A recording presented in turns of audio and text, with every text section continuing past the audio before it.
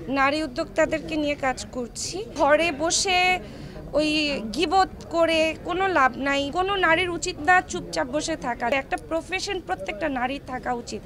নারী দিবসে আপনারা ইতিমধ্যে হয়তো অনেকেই জানেন, আপনারা এসেছেনও, আপনারা জানেন যে আমি নারী উদ্যোক্তাদেরকে নিয়ে কাজ করছি এবং নারী দিবসে আমরা যারা আমাদের যে টিম মেম্বার, আমরা একটা গেট টুগেদার মানে ইফতারের একটা প্ল্যান করছি এবং সব নারীকে বলতে চাই আসলে ঘরে বসে ওই গিবত করে কোনো লাভ নাই বা কোনো কিছু করে লাভ নাই।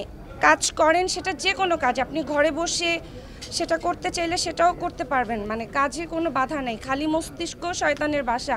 তাই কোনো নারীর উচিত না চুপচাপ বসে থাকা যে রান্না বান্না করব, ঘর দেখব। রান্না বান্না ঘর দেখাও একটা কাজ, কিন্তু তার পাশাপাশি যদি সেটাকে প্রফেশনও বানানো যায়, একটা প্রফেশন প্রত্যেকটা নারীর থাকা উচিত। আর যারা মানে মা, মানে আমার মা হাউসওয়াইফ, আর হাউসওয়াইফ অনেক বড় একটা জব। যারা হাউসওয়াইফ তারা ওই জবটা প্রপার করেন, মানে অন্যের গিবত থেকে দূরে থাকেন। সবাইকে বলছি, এটা নারী পুরুষ সবার জন্য। আর নারী দিবসে সবাইকে অনেক অনেক শুভেচ্ছা। আমরা আসলে নারীদেরকে নিয়ে কাজ করতে চাই, ভালো কিছু করতে চাই। আপনারা সবাই ভালোভাবে আমাদের পাশে থাকবেন, এটাই আশা করছি।